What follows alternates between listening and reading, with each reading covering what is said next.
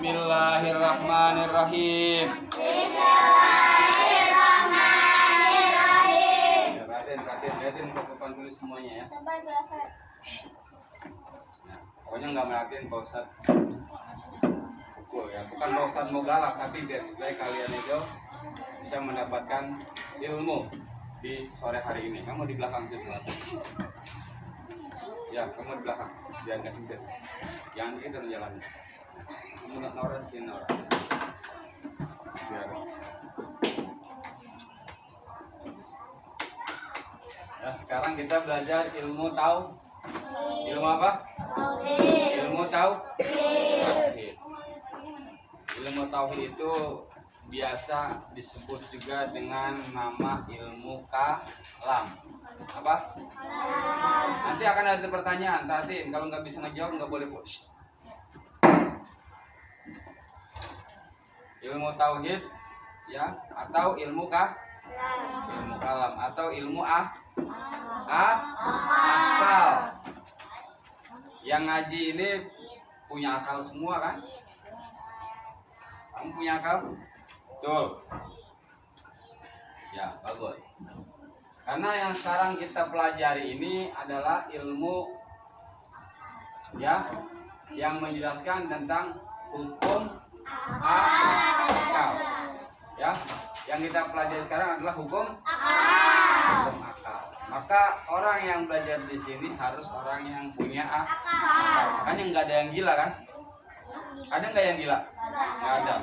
Normal berarti bagus. Ya. Nah, yang di sini ngaji berarti nggak ada yang oh bercanda sih. Kamu tuh paling nggak bisa kadang-kadang. Terus juga bukan yang merhatiin. Coba orang yang perhatikan tuh beda. Ya, ada Pak, perhatiin semuanya. Kita baca tentang hukum akal. Kenapa? Biar supaya manusia itu berpikir. Karena manusia dikatakan manusia kalau emang dia memiliki akal. Karena secara fisik apa? Secara fisik, secara bentuk dan secara kebutuhan. Gede banget tuh ya, manusia ini tidak ada bedanya dengan binatang.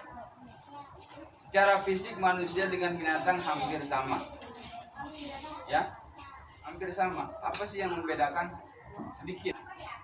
Tapi sekilas manusia dengan binatang ini hampir sama ataupun sama dengan binatang. Makanya manusia itu bagian dari hewan. Ya, manusia adalah bagian dari hewan. Karena yang namanya manusia adalah apa? Definisi manusia. Definisi manusia itu adalah hayawanun. Ikutin. Hayawanun natik.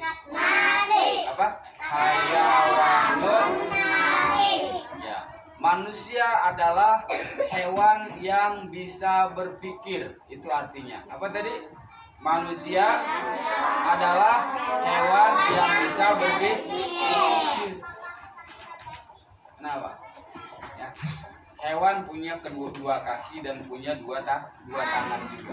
Ya, ataupun kalaupun dia nggak berbentuk dua kaki tapi dia memiliki 4 kaki, punya mulut, punya telinga, punya mata, punya kuping.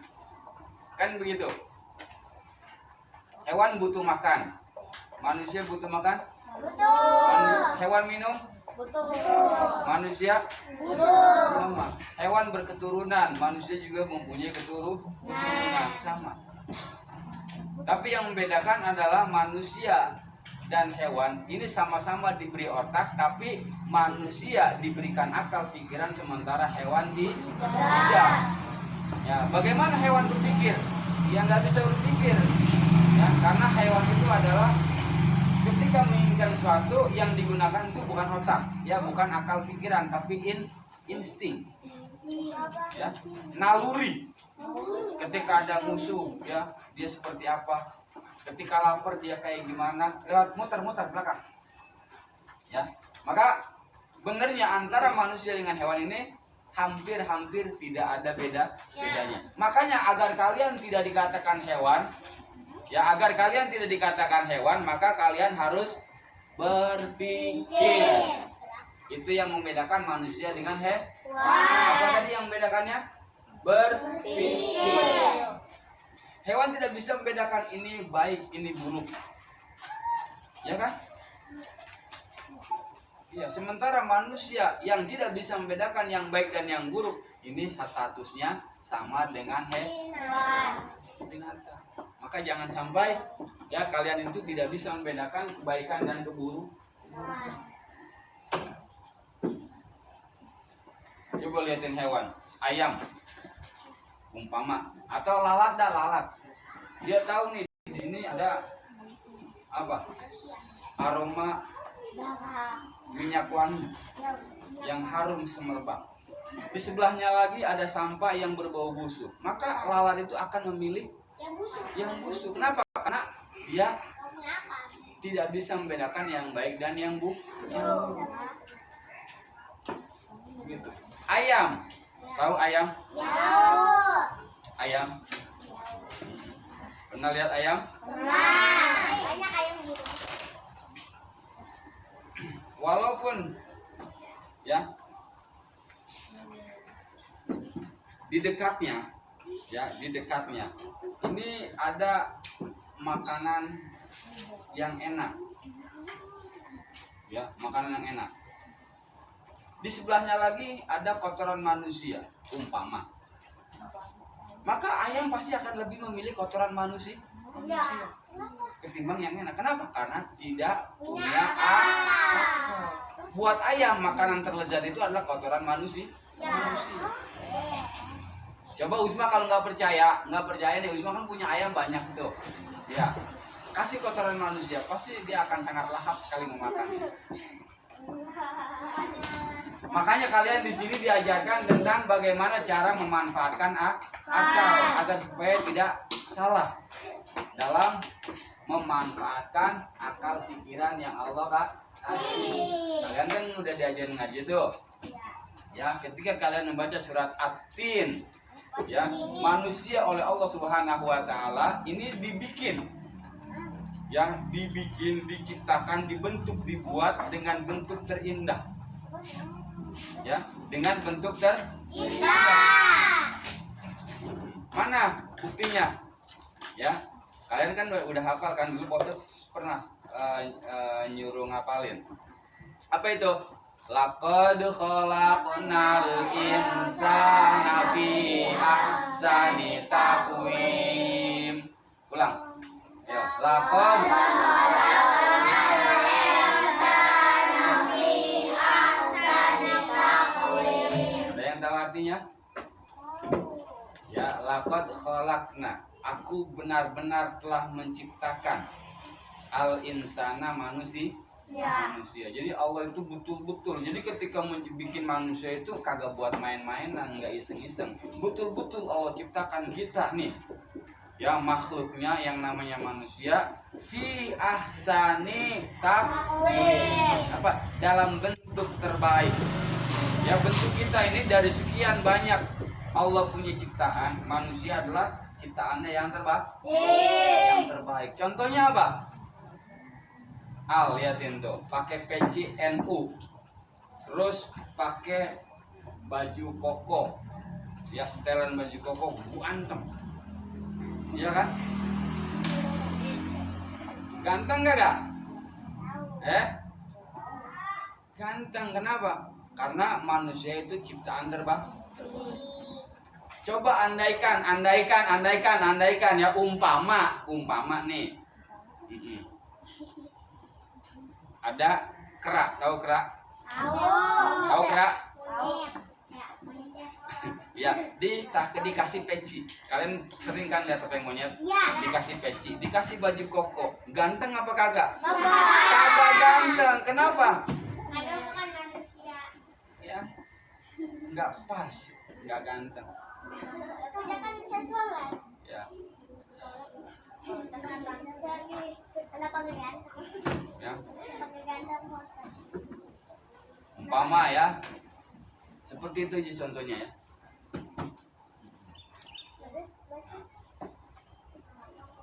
Ya, ini belajar tentang hukum Biar supaya kenapa akal kita berpikir untuk mencari siapa Tuhan kita.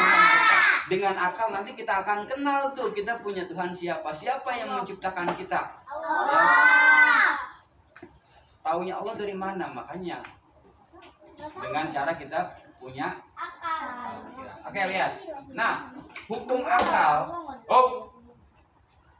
Hukum akal ini ada berapa? 3. Ada 3. Yang pertama adalah hukum wajib. Apa itu wajib? Yaitu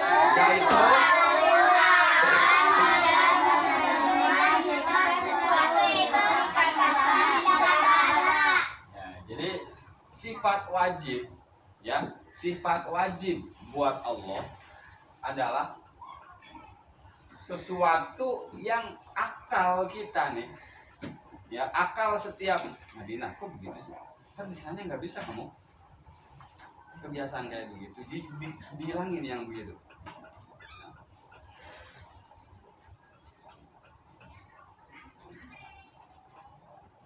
Jadi akal siapapun ini nggak akan nerima jika sesuatu itu dikatakan tidak ada. Satu contoh apa? Sifat wujud. Baca, ikutin. Sifat wujud. Ya, Allah ini memiliki sifat wujud. Artinya wujud itu apa? Ada. Mana petunjuknya atau dalilnya? Ya, yaitu adanya alam dan semua makhluk. Ya, adanya langit, dengerin, adanya langit, bumi, adanya kalian, adanya semua jenis pepohonan, binatang dan lain sebagainya. Ini sesuatu itu nggak mungkin ada tanpa ada yang menciptakan. Ya. Pensil yang kamu pegang tuh ada yang bikin nggak? Ada. Mungkinkah itu pensil ada tanpa ada yang bikin? Nggak mungkin. Ya. Maka pencipta alam raya ini harus ada, dan itu dikatakan dengan sifat wujud. Apa sifat wujud? Sifat wujud. Apa artinya sifat wujud? Ada. Paham ya? Jadi apa sifat wujud tadi? Sifat wujud adalah sifat wajib bagi Allah. Yaitu kalau seandainya Allah tidak ada, maka akal orang yang sehat ini nggak mungkin nerima kalau Allah dikatakan tidak ada. Nggak mungkin langit ada dengan sendirinya, nggak mungkin bumi ada dengan sendirinya. Pasti langit dan bumi ini ada yang menciptakan, dan yang menciptakan itu adalah Allah. Nah, kemudian apa? Setelah kita paham sifat wajib, ini dihafal ya. Coba tangannya di atas meja semua. Biar cepat ya, nanti biar 4:30 itu udah pulang. Tapi kalau kalian nggak serius, duduk yang bagus. Ya, jangan ogah-ogahan. Nah, kemudian ya, setelah kita tahu kalau sifat wajib itu adalah sesuatu yang apa tadi? Akal itu enggak nerima. Nah, kalau dikatakan tidak ada. Jadi orang yang normal, orang yang sehat, ya, ini pasti akan mempercayai kalau Allah itu ada. Jadi kalau ada orang yang nggak percaya Tuhan, orang yang mengatakan langit bumi ada dengan sendirinya, ini adalah orang yang nggak punya otak. Makanya otak ini harus diservis. Terus yang nomor 2 adalah sifat mustahil. Apa mustahil? Nggak mungkin. Apa? Mustahil artinya? Nggak mungkin. Apa itu? Yaitu sesuatu yang akal tidak Jadi akal ini nggak mungkin nerima, ya.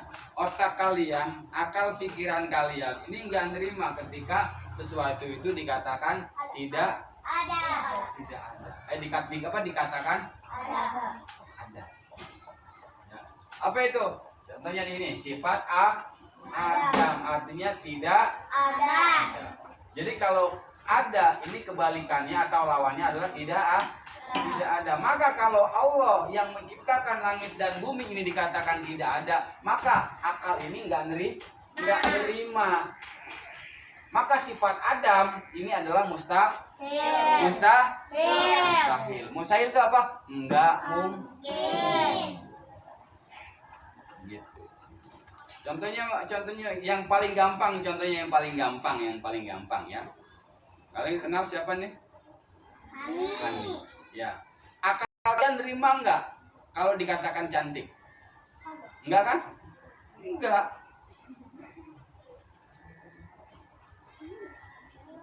Setuju? Setuju. Ya. Apa Naura? Mau ikutan? Ya. Ulang ya, ingetin ya. Sifat mustahil adalah sesuatu yang akal tidak menerima jika sesuatu itu dikatakan tidak ada. Contohnya mana? Yaitu sifat Adam. Artinya tidak ada. Kenapa? Kalau Allah enggak ada, ya. Ayo, kalau Allah tidak ada, maka alam ini tidak ada. Lah, adanya dari mana? Langit ada, nggak mungkin dia ada dengan sendirinya. Nggak mungkin baju yang kalian pakai ini nggak ada yang membuat. Ya. Maka kalau kalian mengatakan, ya baju ini nggak ada yang bikin, ya ini pasti akal kalian tidak akan terima. Itu pasti bohong banget. Ya, bohong banget. Nanti nih ya. Kalau kalian nggak ngerti tanya saja, ya. Tanya. Oh, saya nggak ngerti. Atau ini bacanya apa sih? Nggak apa-apa. Ayo. Kemudian, apalagi contohnya lagi? Sifat wajib. Sifat idam. Ayo. Sifat idam. Ulang. Sifat idam. Apa idam artinya? Dahulu. Apa? Dahulu. Ya. Dahulu ini sifat wajib atau sifat mustahil? Sifat wajib. Kenapa? Ya, Allah ini adanya harus duluan. Tuhan nggak mungkin belakangan. Contoh, ya. Pensil itu ya, adanya duluan atau yang bikinnya duluan?